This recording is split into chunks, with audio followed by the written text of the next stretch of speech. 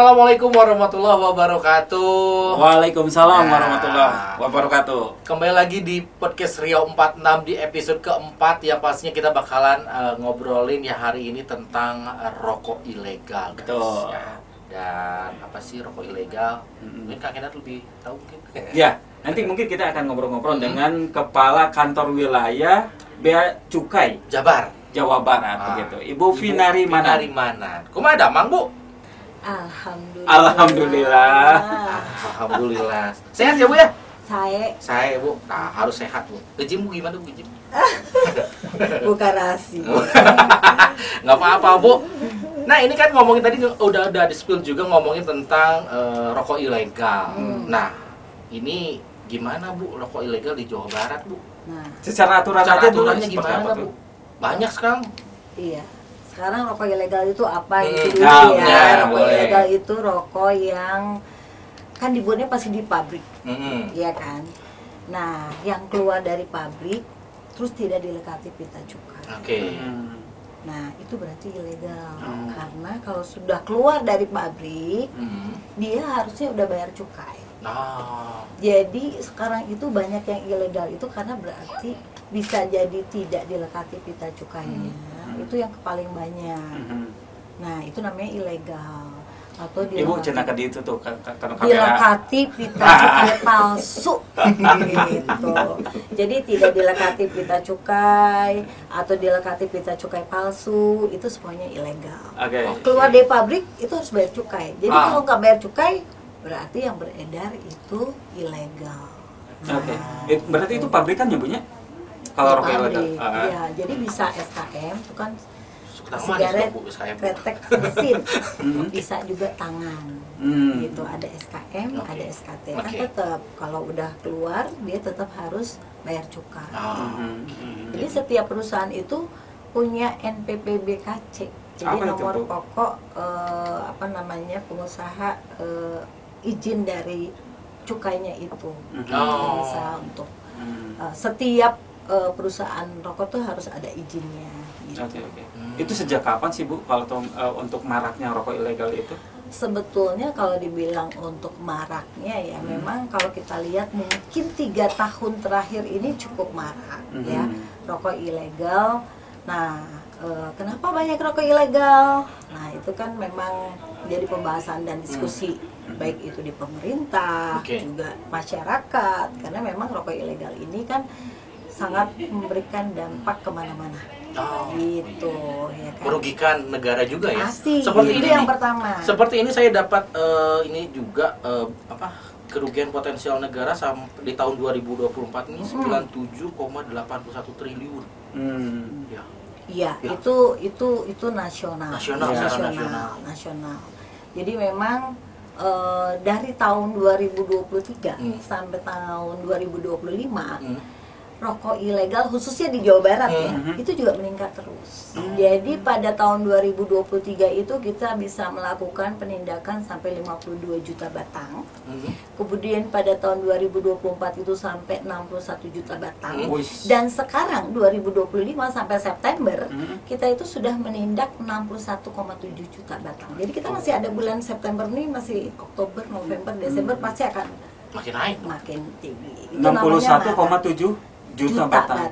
Oke. Itu dari mana disinyalir? Nah, itu tuh rokok. Jadi di Jawa Barat ini sebetulnya bukan tempat produksi dari rokok ilegal ya, tapi lebih kepada tempat pemasaran dan juga tempat distribusi gitu. Jadi rokoknya dari mana? Kebanyakan dari Jawa Tengah, Jawa Timur, Madura, saya sebutin aja karena ini juga memang masyarakat juga sudah tahu gitu ya, bahwa sebetulnya kita kemudian harus melakukan penindakannya di Jawa Barat. Nah, mau dibawa kemana sih sebetulnya rokok-rokok itu? Bisa dipasarkan di Jawa Barat, bisa juga kebanyakan untuk, jadi kan kena jalur distribusi.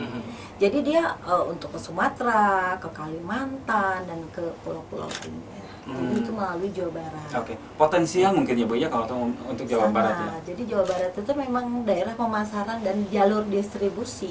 Oh, daerah pemasaran dan jalur distribusi. Jadi bukan produksinya dari tetangga. Dari luar Jabar ya. Di luar Jabar. Berarti ada dua, satu pemasaran juga, kemudian distribusi juga. Kalau untuk jalur distribusi kan secara tidak langsung kan dia juga pasti mengedarkan juga begitu. Betul, betul. Jadi memang ya kita juga sebetulnya sangat masif ya untuk melakukan penindakan itu secara bersama-sama sebetulnya. Makanya ada namanya Gempur Rokok Ilegal Nasional. Jadi secara serempak kita tuh melakukan gempur itu. Dan itu juga ada di perintah dari pimpinan bahwa untuk membentuk namanya satuan tugas ya, Satgas untuk pemberantasan rokok ini. Apa Bu artinya gempur rokok ilegal itu? Ya kita harus gempur. Jadi kalau ada ilegal kita harus tindak. Seperti logonya kan. Gitu. Oh gitu. Gempur rokok ilegal.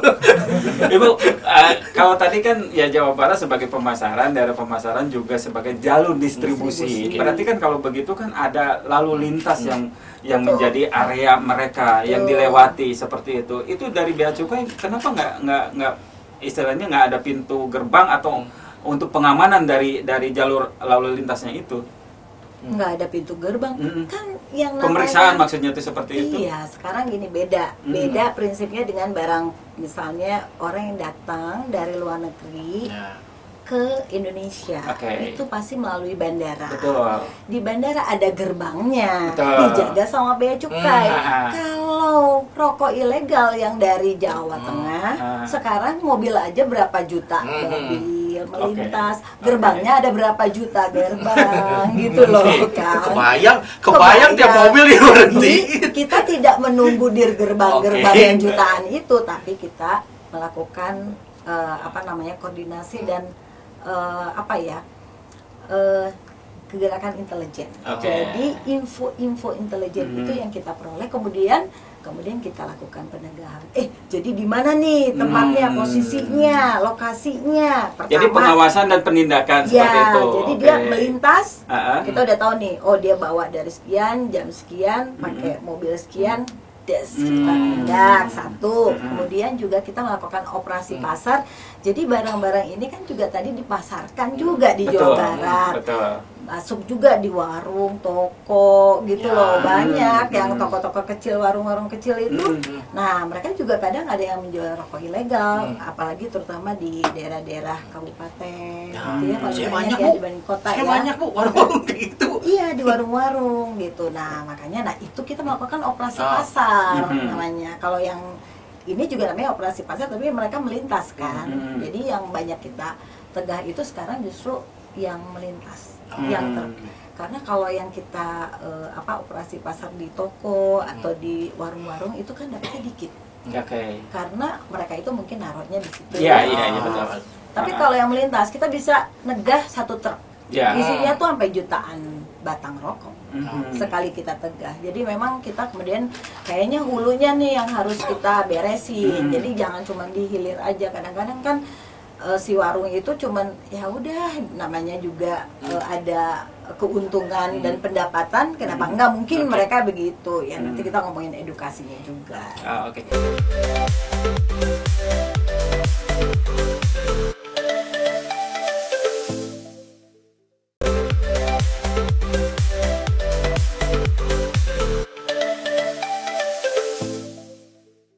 Itu paling banyak selama pencegahan itu berapa juta ton yang didapat? Kalau Ibu komunikasinya sama pemirsa juga ya? Kalau nasional sih sampai 792 juta batang ya. Tapi kalau 750 nasional. Tapi kalau Jawa Barat itu tadi saya sampaikan dari tahun 2023 sampai tahun 2025 itu kita meningkat terus nih ya. Jadi 2023 tadi 52 juta batang, tahun 2024 itu adalah 61 juta batang, tahun 2025 sampai sekarang udah 61,7 juta batang. Target saya adalah 78,5 juta batang tahun ini saya targetkan. Kok Ibu targetin? Berarti Ibu berharap ada ini dong rokok ilegal? Enggak begitu. Tapi saya melihat ada satu tren yang bisa kita baca dari tahun ke tahun. Kalau kita nggak bikin target, nanti itu lolos semuanya gitu. gitu. Tapi Apa kalau kerugian bagi negara dan masyarakat untuk rokok ilegal ini? Jelas, Apa tuh? rugi banget. Pertama, fungsinya bea cukai itu sebetulnya ada revenue collector. Jadi Oke. cukai itu memberikan, sebetulnya cukai itu adalah pendapatan negara. Hmm.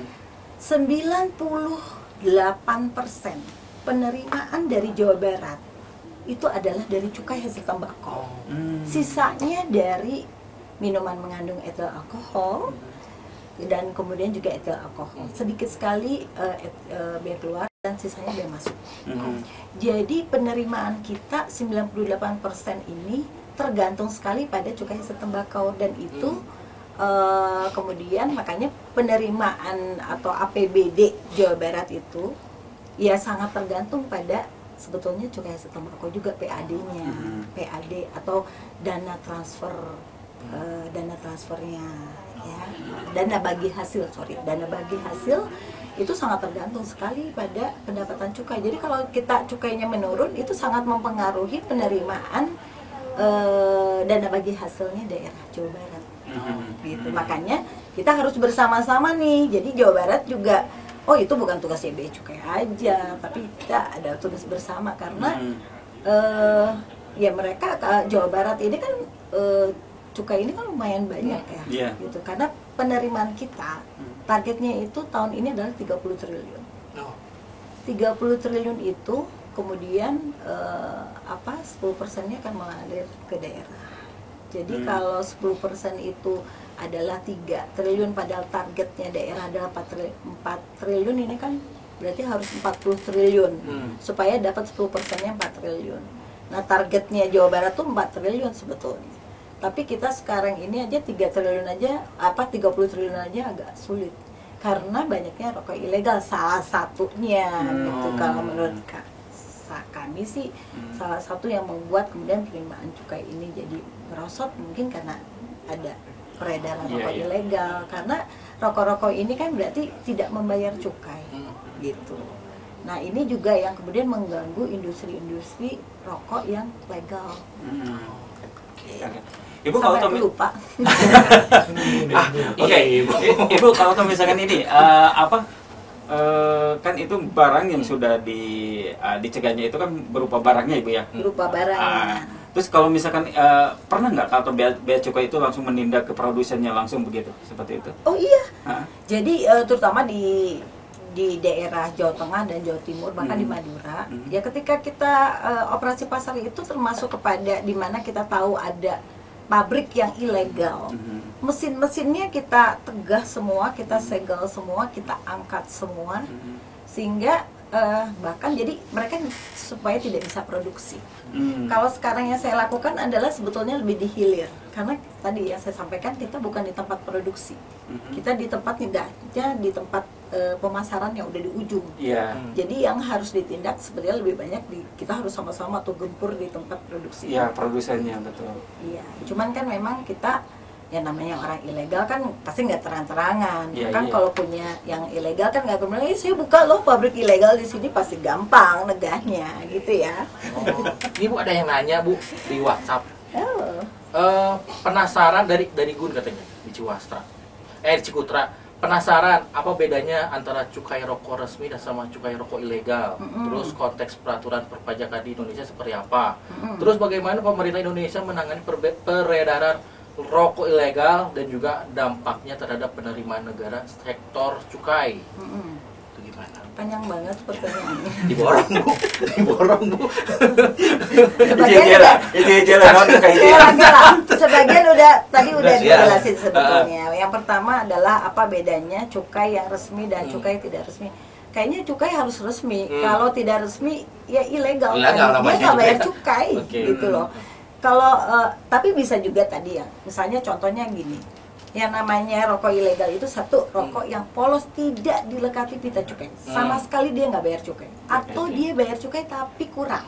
Misalnya tadi dilekati pita cukai yang seharusnya untuk 20 batang, tapi dia lekati dengan yang 12 batang. Jadi kan 8-nya dia nggak bayar cukai, gitu, ya kan? Terus misalnya dia melekati pita cukai yang harusnya peruntukannya itu oleh pabrik A tapi pabrik B. Pokoknya pasti ada kekeliruan gitu ya sebenarnya. Kekeliruan yang menguntungkan pihak yang produsen tapi merugikan negara. Pasti ada kekurangan cukainya. Intinya kalau cukai, bedanya cukai yang legal sama ilegal, ya yang cukai itu pasti harusnya legal ya. Kalau ilegal berarti dia tadi tidak dilekati atau kurang bayarnya. Mohon izin Bu, Untuk katanya tadi Bu ada septum yang mau dilihat. Contohnya. contoh boleh. Ditutup ya Bu ya? Ditutup ya Bu. Kalau kelihatan Tutup ya Bu. kan Itu bahaya Bu. Tutup ya Bu. yang seri. Santai aja Bu. Jadi gini. Nih, Ya. sebentar. Ya. Ulangi. Gimana? Jadi kalau Ya. yang namanya polos nggak bayar cukai, nggak ada tuh pita cukai. Kan pita cukai biasanya ada Ya. di sini. Ya. Oke. Nah ini tuh Bu ke sini Bu, ke kamera Bu, ke pemirsa. Saya bukan kameranya Bu. saya sampai megangnya gini tuh, kayak mau nembak. Jadi si rokok ini kalau biasanya ada pita cukainya. Kalau yang biasa ngerokok pasti paham. Dia buka dulu. Nah, ini ada pita cukainya. Nah, ini polos. Nah, 99/98, itu kita menemukan rokok yang polos. Nggak ada pita cukainya. Oke, itu satu. Kemudian kalau yang pita cukainya palsu, bisa jadi ini kan pita cukai ini. Nah, ini tuh sebetulnya pita cukai yang bekas bisa, atau dia nyetak sendiri. Jadi ini palsu. Ya kan? Gitu. Atau sebetulnya dia ini dilekati pita cukai, tapi pita cukai ini sebenarnya ini rokoknya untuk 20 batang. Tapi dilekatin kebalik ya, untuk misalnya 12 batang tapi dia kemudian dilekatinya untuk 20 batang. Jadi yang 8-nya nggak bayar cukai. Oh iya, di bungkusnya itu ada 20 batang. 20 batang tapi yang dilekati 12. Jadi dia bayarnya cuma cukai untuk 12 batang. Berarti kan kekurangan yang 8 gitu. Nah, itu juga udah menguntungkan. Nah, jadi kerugian negaranya di situ. Ya, bedanya itu. Oke. Langsung saya umpetin lagi.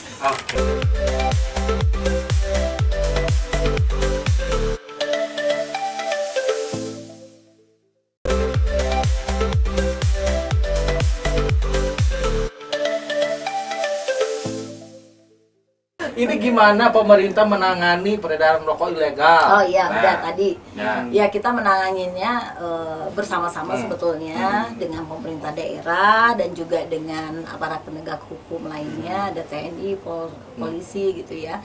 Karena kita tahu bahwa untuk koordinasi ini perlu koordinasi, perlu rantai yang kuat, sehingga kita harus bergandengan tangan dengan pemerintah daerah, dengan aparat untuk mendapatkan informasi-informasi itu, sehingga itulah caranya kita melakukan penindakan. Jadi kita juga harus dapat info intelijennya supaya lebih efektif dan efisien, karena untuk melakukan penindakan itu kan pasti dibutuhkan biaya, ya kan, dibutuhkan tenaga, dibutuhkan pikiran, dibutuhkan waktu. Nah, ini supaya efektif, jadi kita harus belajar di mana harus bisa koordinasi, di mana tempat-tempat yang kemudian beredar yang ilegal, kemudian jalurnya dia lewat mana. Nah, biasanya kita mengumpulkan info intelijennya. Kalau sanksi hukumnya itu beda-beda ya Bu ya? Sanksi hukumnya, nah ini kalau bicara sanksi hukum, sebetulnya Undang-Undang Nomor 39 tahun 2007 tentang cukai itu sudah mengatur di pasal 54 dan pasal 56, barang siapa yang mengedarkan, yang menimbun, yang menjual barang kena cukai ilegal, dalam hal ini rokok ilegal, maka dia bisa dikenakan hukuman penjara 1 tahun, paling lama 5 tahun, atau bisa dan dia dikenakan denda 2 kali sampai 10 kali paling maksimal. Jadi udah lumayan, apalagi sekarang ini ditambah dengan sanksi ultimum remedium. Itu artinya kalau dia sudah masuk ke penyidikan, dia bisa dikenakan denda 3 kali dari nilai cukainya, atau kalau udah masuk ke penyidikan dia harus bayar 4 kali dari cukainya. Gitu. Tadi itu pengedar dan penjual itu beda-beda ya Bu ya? Iya, tapi itu nanti tergantung pendalaman nanti ketika dilakukan wawancara. Ya, yang disebut dengan pengedar itu gimana tuh Bu? Iya, pengedar itu sebetulnya pengedar itu yang tadi yang kita bisa menegah di lewat truk gitu ya. Dia kan berarti kan mengedarkan, ya, memasarkan. Nah, kemudian kalau yang menjual berarti yang di warung-warung, toko gitu ya. Oh, termasuk yang begitu? Termasuk sama. Oke. Pak, sama. Kalau konsumennya Kalau konsumennya ya bisa siapa aja, konsumen itu kan pembelinya Ya, itu masyarakat gitu ya. Nggak, maksudnya kena sanksi juga nggak? Sebetulnya iya, Hmm. yang membeli juga. Ah. Tapi kan kita makanya kita campaign supaya jangan beli rokok ilegal. Pertamanya akan merugikan negara. Terus harusnya Anda tahu ini kan tentang hukum ya.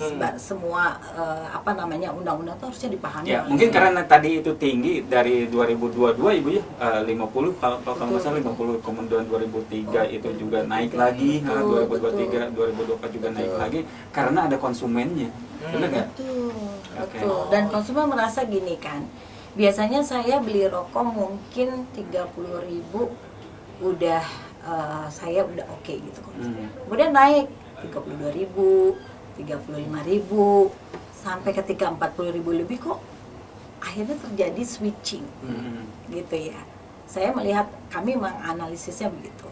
Terjadi switching yang tadinya biasanya dia beli yang legal, aku bisa jadi dia sebenarnya switching ke yang masih legal juga. Tapi mungkin ada yang terjun bebas yang udah di tengah-tengah, tehnya ya udah kalau ilegal juga ternyata oke-oke aja gitu ya, udah gitu, dia merasa nggak ada masalah. Ini mungkin dia konsumsi gitu. Jadi memang karena mungkin harganya lebih murah, boleh ya kita pasti jangkau. kalau rokok ilegal tuh memang murah gitu. Bahkan saya pernah dengar, wah supir saya ada seorang ini yang bilang, supir saya tuh sekarang kalau bayar parkir tuh bukan bayar uang, malah bayar rokok gitu katanya. Terus saya bilang tuh rokoknya ilegal. Iya Bu, ternyata rokoknya ilegal. Loh gimana sih gitu. Jadi ternyata di situ kan masyarakat itu ternyata sangat butuh rokok, walaupun mungkin campaign terkait dengan kesehatan itu masif juga, tapi kan jumlah perokok itu nggak berkurang. Berarti cukainya kalau gitu lebih gede daripada harga jualnya kali Bu ya, seperti itu? Iya, tarif itu kan ada komposisi di dalamnya, ada tarif cukai. Itu tergantung dari golongan juga. Kalau SKM tuh yang mesin pasti dia lebih tinggi daripada yang golongan 2, golongan 1 lebih tinggi dari golongan 2, kemudian pasti lebih tinggi dari SKT. Kalau SKT itu tarifnya ada Rp22. Kalau yang di golongan 2 itu bisa Rp746 per batang. Per batang. Jadi kalau satu rokok itu misalnya harganya 1.500, di dalamnya ada 700 sekian. Kalau misalnya harga rokok per batang itu adalah 1.100, dibagi nih 20 ke 1.100, di komponennya salah satunya 746 itu adalah tarif. Apa yang menyebabkan cukainya itu tinggi dari sebatang rokok? Kalau cukai itu kan kebijakan ya. Cukai itu kan adalah alat pengendali konsumsi rokok. Alat pengendali konsumsi rokok. Jadi sebetulnya pemerintah menerapkan kebijakan itu sudah memperhatikan sebetulnya bagaimana Kementerian Tenaga Kerja, Kementerian Kesehatan, dan Kementerian Keuangan. Jadi ini adalah formula yang dibentuk untuk bisa menjaga semua keamanan di masing-masing kementerian, Kementerian Kesehatan, Kementerian Tenaga Kerja, Kementerian Keuangan. Kementerian Keuangan, kalau hanya bicara Kementerian Keuangan, saya maunya revenue collector sebanyak-banyaknya nih cukai. Tapi Kementerian Kesehatan, campaign rokok itu berbahaya bagi kesehatan, terutama paru-paru. Walaupun udah dibilang di rokok bahwa tenggorokannya sampai bolong, kan tetap aja masyarakat ngerokok. Nah, Kementerian Tenaga Kerja juga bilang loh, tarif itu harus rendah untuk yang SKT, yang tangan, karena menyerap tenaga kerja yang banyak. Kalau misalnya dihilangkan, nanti ditinggikan, nanti berpengaruh pada tenaga kerja. Jadi memang ini sangat kebijakan pemerintah ini sangat memperhatikan banyak faktor. Iya, betul. Terakhir deh Bu, saya mau nanyain juga. Ini kan kalau rokok yang konvensional biasa kan per batang, elektrik kan cair. Oh ya, nah sekarang memang sudah mulai masuk ya rokok elektrik itu, dia sebetulnya juga dia harus bayar cukai cairannya itu. Liquidnya itu dia bayar cukai, tapi memang kita memang sedang menganalisis lagi apakah cairan ini sudah pas tarifnya gitu ya, karena memang sekarang ini kan sudah mulai gitu ya, apalagi anak-anak sekarang sudah mulai trennya ganti kepada gaya-gayanya pakai rel gitu. Nah, tapi walaupun rel itu sekarang termasuk yang meningkat, bagaimanapun dia belum bisa menggantikan cukainya untuk yang Tembakau. tembakau. Gitu. Masih jauh banget. Di Jawa Barat salah satu ada perusahaan industri rokok yang terbesar adalah Sempurna. Itu relnya bagus banget, tapi tetap nggak bisa menggantikan golongan satunya yang sedang jeblok. Gitu. Oke. Oh, gitu kayaknya. Gitu. Jadi Ya menarik sih. sebenarnya banyak yang pengen kita bahas sih sebenarnya. Ya. Oke. Hah? Nanti kita undang lagi. Oh, Iya. nanti katanya diundang lagi. Oke, gitu harus. Emang udah habis? Udah. Kok nggak Udah berhasil? habis waktunya? 24, 25. Oh, Tuh, itu saya mah bukan ini Bu, saya mah bawain aja itu tuh itu. kok nggak terasa? Saya sebenarnya pengen ngebahas lebih banyak lagi sebenarnya. Ini masih banyak pembahasan kita yang harus dibahas sebenarnya. Apalagi tentang rokok tuh di masyarakat sepertinya udah jadi kebutuhan ya. Iya. Udah jadi edik banget lah. Betul. Ya iyalah sih, udah nyandu. Iya. Udah nyandu banget ya. Jadi ya yang pastinya satu, rokok ilegal. Iya. Ya tanpa cukai ilegal. Iya. Jadi jangan beli lah ya. Iya. Jangan dibeli. Harus kita gempur. Harus kita gempur. Jadi bukan hanya yang menjual, tapi juga yang membeli. Nah, itu yang kita harus campaign. Ayolah masyarakat di Jawa Barat khususnya untuk tidak membeli rokok ilegal. Jadi kalau yang ngebelinya nggak ada, beli kan yang jualnya nanti nggak laku rokok ilegal. Nah, itu yang kerjasamanya harus sama-sama dengan masyarakat. Jadi campaign kepada masyarakat, edukasi kepada masyarakat juga itu sangat penting. Oke. Seperti itu Kak Ender ya. Oke. Dan pokoknya untuk masyarakat juga jangan lupa kalaupun yang merokok ya cari yang legal-legal aja ya. Iya, cukainya ya. betul. Oke. Nanti ke produsernya minta waktunya ditambahin. Oh iya. Closing. Oke, tuh closing katanya dia Iya. bilang closing. Udah langsung closing ya. Oke. Oke, terima kasih ya Bu ya. Dan pastinya nanti kita undang lagi dengan pembahasan mungkin di sesi keduanya. Insya Allah. Harus ya. Pokoknya jangan lupa juga tayangannya ditayangin juga di Kompas TV setiap hari Jumat jam Betul. 6 pagi. 6 pagi. Dan juga di di YouTube channelnya juga di Raka FM dan juga di Kompas TV Jabar. Ya, terima kasih Bu ya, sehat-sehat untuk semuanya dan Denny pamit. Hendardan pamit. Sampai jumpa di episode berikutnya.